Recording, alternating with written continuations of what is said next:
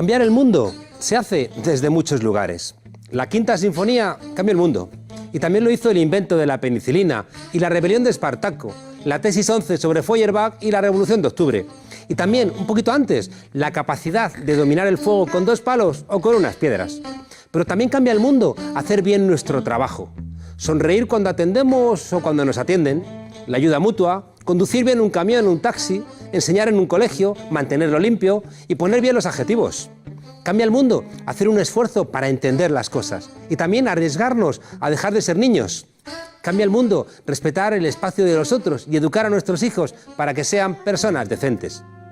Cambiar el mundo no es una tarea sencilla y la primera dificultad consiste en saber dónde poner los esfuerzos. Conviene escuchar la vocación, ese evocar, esa voz que viene de dentro. Cuidado, hay gente que no quiere cambiar el mundo, sino que quiere robárselo. Así que una tarea para cambiar el mundo consiste también en romperle los planes a los que quieren robarse el mundo. Los partidos son estupendos, sobre todo cuando están prohibidos. Eso los hace envidiables, éticamente insuperables, aunque la supervivencia de sus militantes no sea tan sencilla. El PC brilló en la clandestinidad. Cuando los partidos pasan a ser un asunto de la cotidianidad, ¡ay!, ya no son tan luminosos. Se convierten en un modus vivendi. Prima más la defensa corporativa que la verdad. Se sacrifica la democracia interna por la eficacia dictada por las cúpulas y se termina pensando de manera que molestes al menor número posible de gente, porque lo que buscas es que te voten.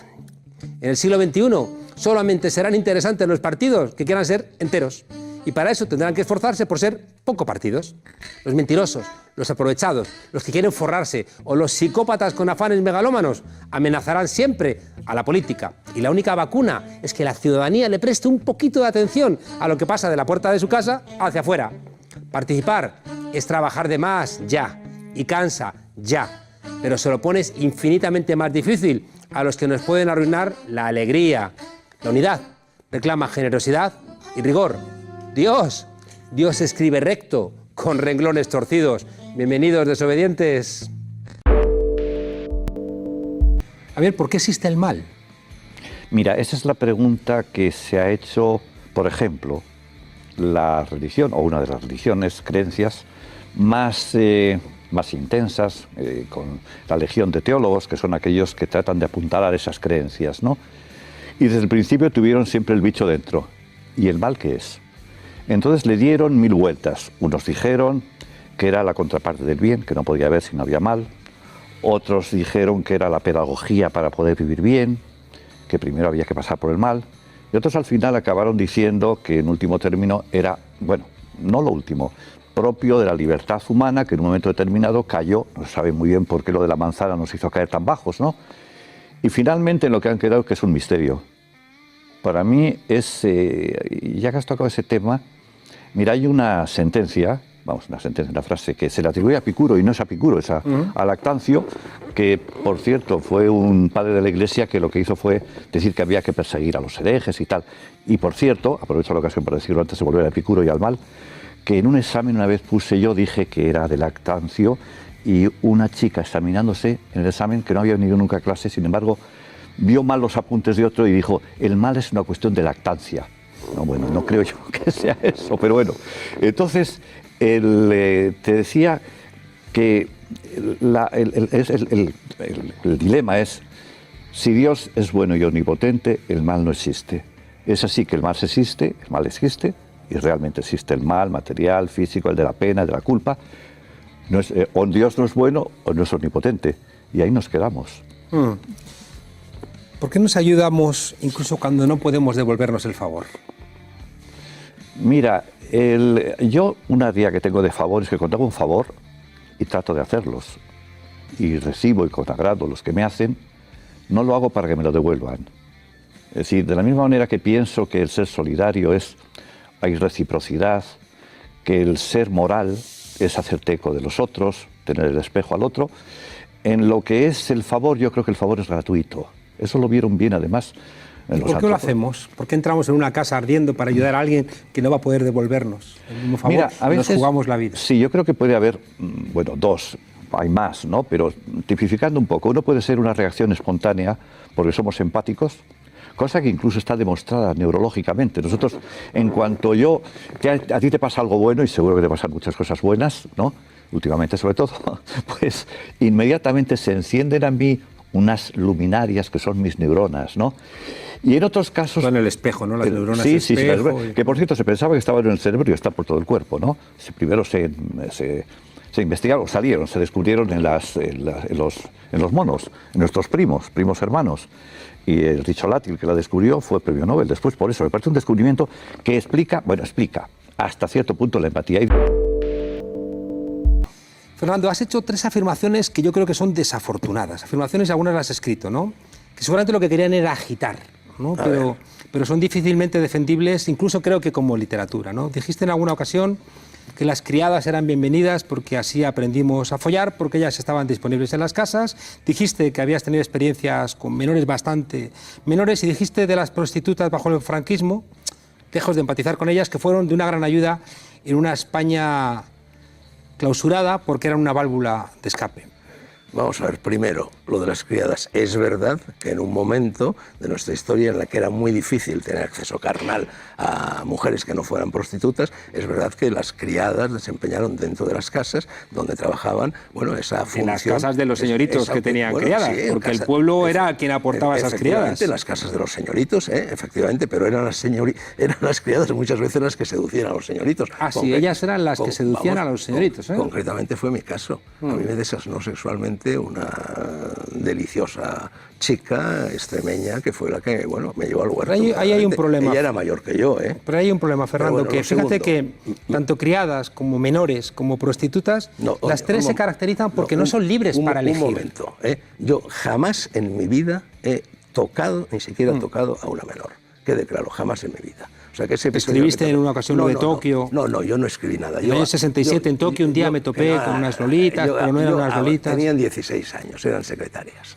Ya. O sea, bueno, olvidemos eso. En cuanto a las prostitutas, bueno, que los escritores siempre nos han gustado. A mí me gustan las de 15, llámame viejo verde, llámame como quieras, pero es así. A mí me gusta el frecuentar el trato de...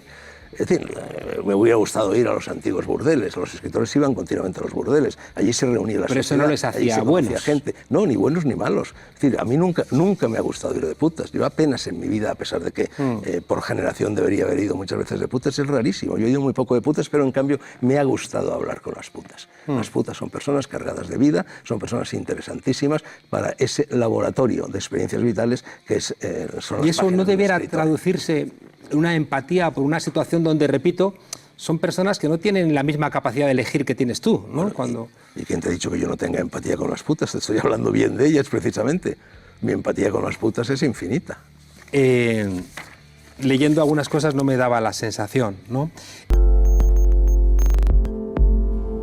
Fíjate que todas las chicas contamos lo mismo, que nos ponemos la llave así entre estos dedos, por si alguien te entra, poder darle con la llave y salir corriendo. Cristina, ¿por qué tengo la sensación de que se están moviendo muchas cosas? Porque por primera vez, y gracias a las redes sociales, hablando de fake news, gracias a las redes sociales las mujeres tenemos un lugar que se nos ha negado, que se nos ha hurtado durante toda la historia de la humanidad. Fíjate que cuando aparece la campaña Cuéntalo, de repente varios millones de mujeres intervienen, cuentan, relatan, retuitean historias de violaciones y agresiones sexuales bestiales. Es una campaña que de alguna manera empieza con un relato igualmente valiente, ¿no? Sí. Y lleno de coraje de Virginia. De Virginia Alonso. Virginia Alonso, la codirectora del Diario Público, y que tú... Yo aprovecho eso y... Tomas y invitas, ¿no? Haces una invitación a las mujeres a contarlo. Porque estoy... ¿Y tú cuentas también? Yo cuento, claro. Yo cuento varias veces en las que me han agredido sexualmente o me han violado a mí también. Pero lo más importante es la certeza, Monedero, de que yo sé que al lanzarlo van a contestar. Porque cundía la idea de las mujeres no lo cuentan porque ellas son silenciosas, porque ellas están en silencio. Y de repente un hashtag, una etiqueta de una red social hace que millones de mujeres respondan. ¿por qué no lo han hecho antes? ¿Por qué no lo han hecho ante un juez? ¿Por qué no lo han hecho ante la policía? ¿Por qué no lo han hecho ante los varones? ¿Por qué de repente ellas solo lo hacen ante ellas mismas y lo hacen públicamente, no lo hacen a una amiguita? Porque no había habido ningún lugar donde hacerlo, porque los medios de comunicación les hemos hurtado el espacio, los jueces les han negado el amparo, la policía les ha negado el amparo y los hombres, y gran parte de las mujeres también, han hecho cundir la idea de no será verdad, no será para tanto, y de repente el hecho de mujer cuenta al resto de mujeres, me van a creer. Es bestial, es bestial. De repente, dice, bueno, es que las mujeres no quieren contarlo. ¿Y por qué de repente millones de mujeres lo cuentan públicamente? Es una barbaridad. En serio, es una barbaridad. A mí me conmueve, pero no me conmueve el hecho de que lo hagan. Me conmueve cómo no nos habíamos dado cuenta hasta ahora. Yo creo, no sé si estarás de acuerdo, Cristina, en que hay un cambio sustancial en la familia. La familia era como el lugar donde te pasaban muchas cosas, donde no te explicaban, ¿no?, de quién tenías que tener cuidado. Muchas veces el peligro estaba ahí dentro. Y la familia era donde los hombres conseguíamos aquello que queríamos y también podíamos conseguirlo fuera, pero sin que se desestabilizara ese núcleo familiar. Y tengo la sensación de que hay muchas mujeres que dicen, eso se ha acabado. Y a partir de esa negación, de ese privilegio que teníamos los hombres como reyezuelos y en el ámbito de la familia, de repente estallan muchas cosas. Por un lado la violencia y por otro lado vuestro hartazgo. Hay un cambio en el amor. Hay un cambio en la idea del amor. Es decir, cuando la mujer logra independizarse económicamente, da un paso al no te necesito. Vamos a andar juntos, yo no te necesito. Y de repente ve como el hombre no le acompaña. Y de repente la crisis abre una brecha. Porque si te fijas, la mayoría de las familias, entre comillas, que se han hundido con la crisis son monomarentales, es decir, familias de una madre y varios hijos. Y de repente dices, vale, lo he perdido todo. ¿Qué más me queda por perder? Es tremendo. Y yo creo que está ligado más que a un cambio en la familia, a un cambio en la idea de, bien, yo no soy amor. Yo no soy madre, yo no soy pareja, yo soy un ser económico. Cuando la mujer asume, cuando nosotras hemos asumido por fin que somos seres económicos, que somos trabajadoras, ahí hay un cambio bestial.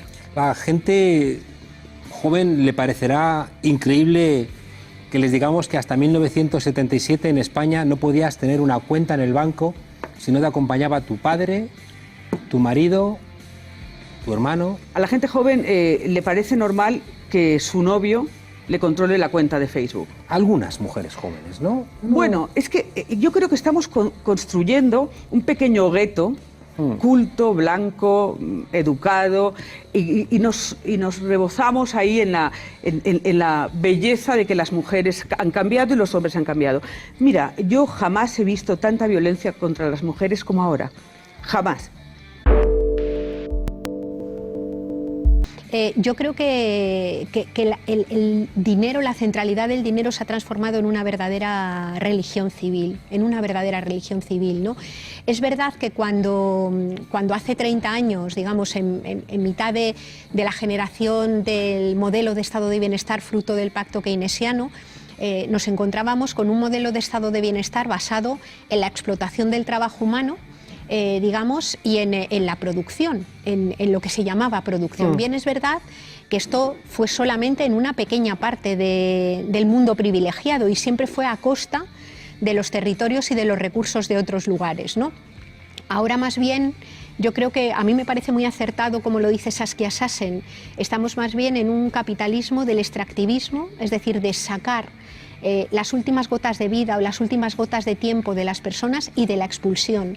Es decir, la contrapartida ahora mismo es que si no estás, directamente estás expulsado o a los márgenes de la vida o de la propia vida. Ya hay una relación entre la mirada feminista de la economía, el 15M, la quiebra del bipartidismo, la emergencia del 8M como un espacio también de impugnación de más cosas aparte del patriarcalismo. ¿Qué significa muy brevemente esa mirada feminista de la economía que ha permitido tantos cambios? Bueno, yo creo que el feminismo lo que ha hecho ha sido mirar la economía desde otro lugar directamente diferente. En lugar de mirar la economía desde la maximización del beneficio y desde el mercado como el garante, como lo que se tiene que mantener de forma inequívoca para satisfacer las necesidades, lo que ha hecho ha sido, decimos, poner la vida en el centro. ¿Qué significa esto? Mirar más bien las condiciones de vida que permiten que la propia vida se perpetúe y se mantenga.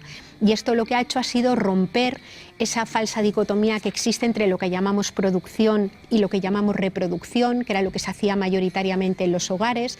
Eso lo que ha hecho ha sido cambiar radicalmente las prioridades y, de alguna manera, impugnar el sujeto patriarcal, que no es solamente un hombre.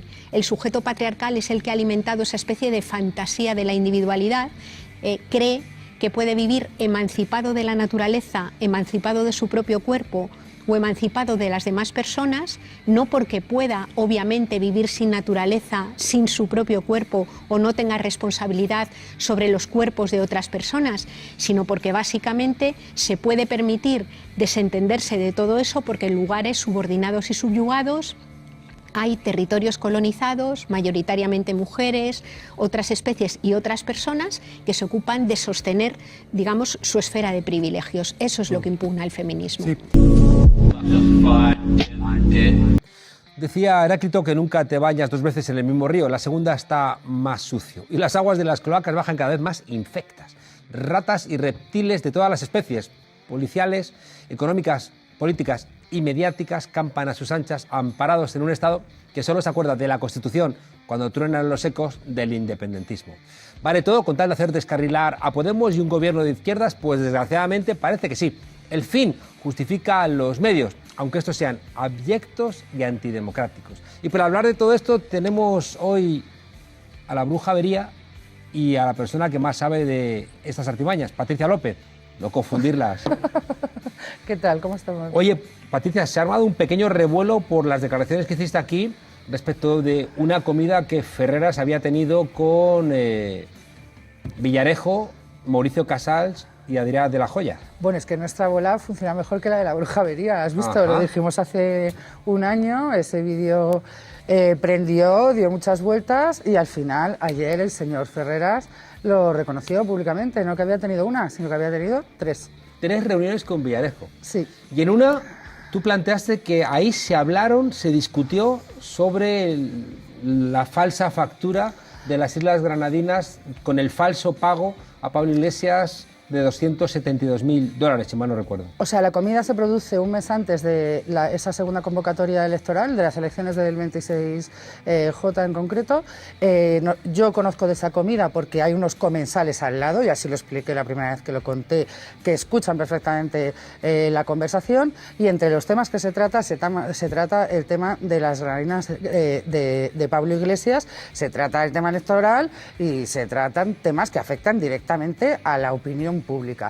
Y después de esa reunión, Ferreras escuchó, sin decirle nada a Inda, cómo en su programa esgrimía la falsa factura de las Islas Granadinas y decía eso es periodismo, sabiendo que era falsa. Y dijo ayer una cosa, que es que el señor Inda no hace columnas de opinión con el tema de las Granadinas ni el informe PISA. El señor Inda da noticias, ¿no? Se supone que da hechos. Y el señor Ferreras dijo ayer que, bueno, que él opinaba que eso era falso. No, es que esto no es una cuestión de opinión. O sea, si algo es negro, y si es blanco, es blanco. No opinas que es negro, pero es blanco. No. Entonces, lo que ha dejado el señor Ferreras al señor Inda hacer es difundir datos falsos, a sabiendas de que eran falsos. El banco dice que esa cuenta nunca existió, que allí Iglesias no tenía ninguna cuenta abierta, que no se había recibido ningún pago de esas características. Una comisión de investigación del Parlamento demostró que eso era falso, que se había hecho la factura con Photoshop, sacándolo de algunos vídeos. Y él, sin embargo, siguió y dejó que en las tertulias, además, afirmándolo y chillando y a grito pelado. Tanto en el Rojo Vivo como en la Sexta Noche. Y además dijo otra cosa para escudarse el señor Ferreras, y es que él había dejado que se vertieran ahí todas las opiniones, ¿no? Porque para eso está, ¿no? Y todos los aspectos. Bueno, pues cuando Público saca las grabaciones del Ministerio del Interior, no solo se me veta a mí ipso facto, sino que el señor Ferreras ya tenía preparada la versión de que a mí me había facilitado las grabaciones el comisario Martín Blas, que Podemos también estaba en medio de esas grabaciones. Resulta que es que llegan también esas grabaciones al hilo del 26J, o sea, algo que quizá... Al hilo de las elecciones. Sí, que quizá, no sé, en esa comida posiblemente, ¿sabes? También algún comentario se pudiera haberse hecho. Entonces, el señor Ferreras sabe perfectamente que respecto a las grabaciones del ministro, en su programa se dio una versión prefabricada por las cloacas y que no se dejó hablar a los que tenían los datos. Vamos a escuchar el vídeo. En un restaurante de Madrid comen Adrián de la Joya, Mauricio Casals, Villarejo y Antonio García Ferreras. Bueno, según los presentes cercanos a esa mesa, que fueron los que nos contaron a público lo que se había hablado allí, lo que se estaba diseñando era la falsa cuenta del Europacific Bank que se le atribuyó a Pablo Iglesias, Eduardo Inda, porque claro, Eduardo Inda solo no puede. ¿Quién estaba en esa? Mauricio Casals, Adrián de la Joya, Antonio García Ferreras y José Manuel Villarejo.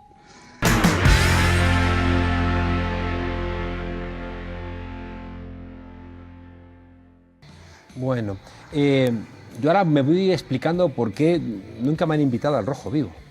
Pues a lo mejor es porque sabes demasiado, ¿sabes? Aunque tú no lo sepas. Y fue curioso también porque el señor Ferreras ayer, el subconsciente, le traicionó porque le pusieron la verdad, le cantaron la verdad del barquero. O sea, y después está cortando en internet, en las redes sociales, toda la gente que reproduce ese vídeo, lo cortan y dicen, no, es derechos. Son derechos de Mediaset y este vídeo no puede emitirse. De A3 Media, De A3 Media, perdón, y sí, no puede emitirse, se lo está bloqueando a la gente por Facebook. El mío, como yo lo grabé con mi móvil en mi pantalla de televisión de mi casa, ahí sigue funcionando, ¿sabes? Y me parece que fue enorme y que se le cayó la cara de vergüenza y que cuando se te cae la cara de vergüenza te traiciona el subconsciente. Y entonces dijo otra cosa que también fue muy curiosa, y es que él había sufrido presiones del PP y del PSOE de Rubalcaba. Ajá. Pues entonces yo le pido a Pedro Sánchez desde aquí que por favor no haga caso al PSOE de Rubalcaba ni a los ministros y gente del PSOE que pueda estar afectada por estas cloacas, sino que haga caso a los funcionarios, a la gente del PSOE que no está afectada por las cloacas y que quiere acabar con ellos. Déjame preguntarte en esa dirección, Patricia, decía Marlaska y decía Pedro Sánchez y alguna ministra que ya no existían cloacas en España vinculadas a esa policía política. ¿Está limpio el Ministerio del Interior de cloacas? Bueno, eso es una gran mentira que han dicho. Hoy, por ejemplo, la Fiscalía y el juez de la Audiencia Nacional de Tandem ratifican que lo que había ahí era una organización criminal, no eran unos díscolos, unas personas sueltas, ¿no? Como quiso decir el otro día el ministro Marlaska, y que además ahora no están en su puesto, no siguen estando en su puesto, no se ha abierto ningún tipo de régimen disciplinario. Son el señor Andrés Gómez Gordo, el señor José Ángel Fuentes Gago, el señor Bonifacio Díaz. Hay bastantes personas con sus nombres y apellidos y ahí siguen, y además de excusarse, el ministro Marlaska no ha hecho absolutamente nada más.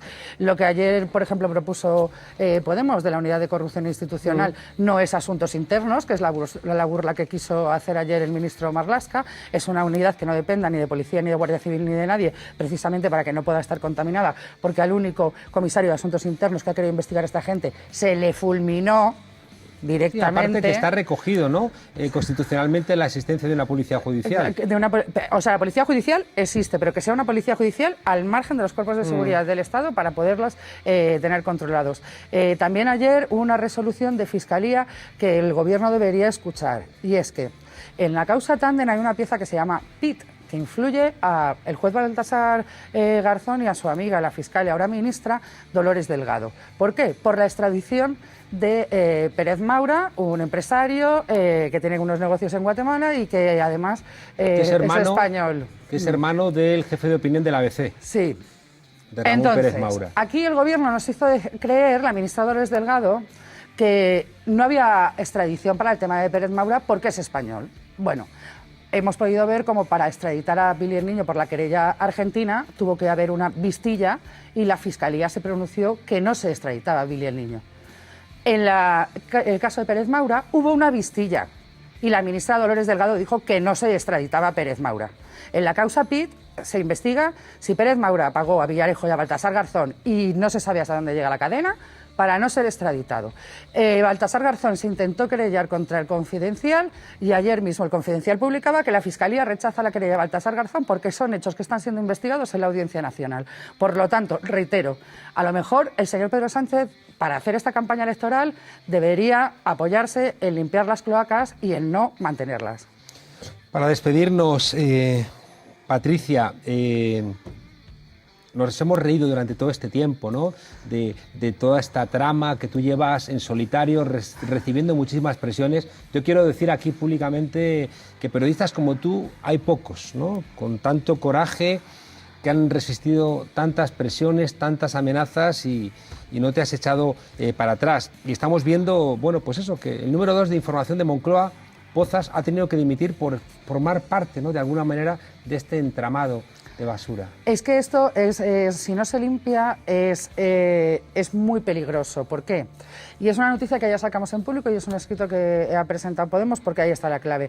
Lo que están haciendo el señor Pozas y el señor Asensio y el resto de periodistas implicados en la cloaca es distraernos como un juego de trileros, ¿no? Donde está ¿quién pasó la tarjeta? ¿No? ¿Quién se pasó la tarjeta? No, aquí lo importante es que hay a una chica que estaba en el IKEA que le robaron un teléfono móvil porque trabajaba para un dirigente político y ese teléfono móvil viajó para extraer esos datos y después dárselo a esos periodistas que sabían perfectamente que venía del producto de un robo, claro, y se lo empezaron a pasar entre sí.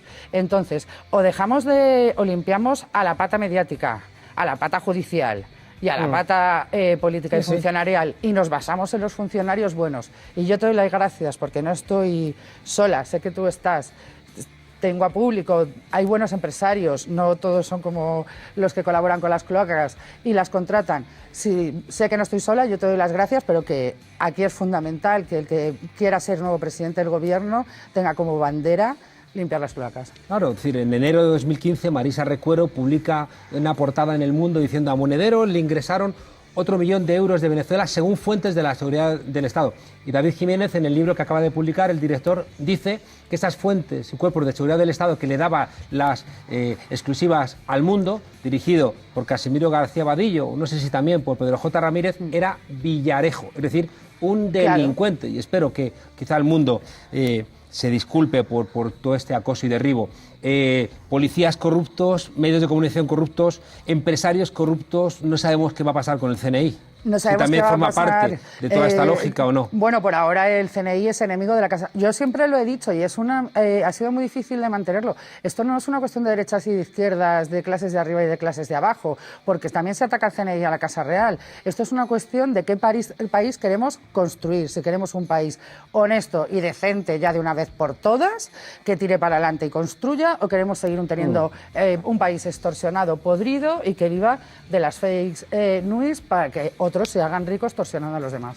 Pues escucha, Pedro Sánchez, te lo dice la bruja Bería. Necesitamos unos cuerpos y fuerzas de seguridad alejados de Ignacio Cosidó, ese que manda los tweets diciendo que va a controlar el Supremo por detrás, lejos de Fernández Díaz, lejos de toda esta cadena de corruptos. Necesitamos un CNI lejos de la manipulación a la que lo haya podido llevar Soraya Sáenz de Santamaría. Necesitamos recuperar la confianza en los medios de comunicación. Necesitamos tantas cosas. ¿Os dais cuenta por qué decimos que no pueden volver?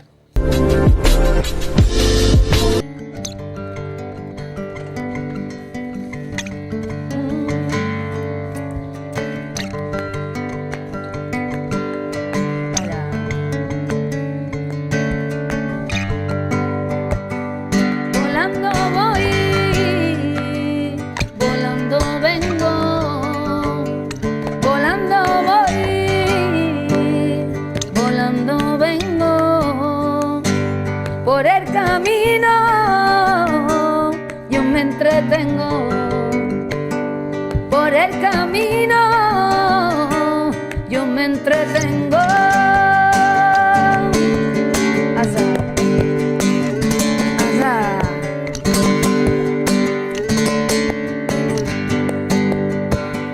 Enamorada de la vida, aunque a veces duela. Enamorada de la vida, aunque a veces duela. Si tengo frío, busco candela. Si tengo frío, busco candela.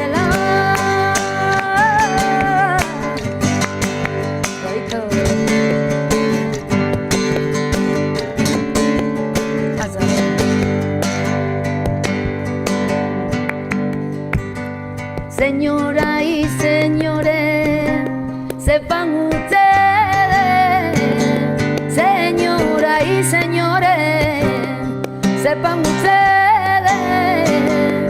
que la flor de la noche pa' quien la merece, que la flor de la noche pa' quien la merece.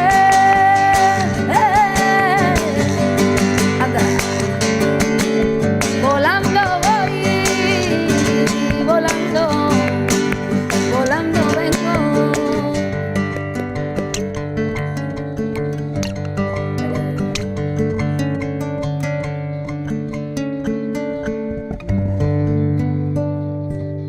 Ole los guapos, Víctor. Qué bien, Víctor muchas Iniesta. gracias. Cómo os lo agradezco. Muchísimas gracias. Gracias Muchas a ti, gracias gracias a todos vosotros. Y desobedientes con este regalazo. Hasta mañana. Gracias.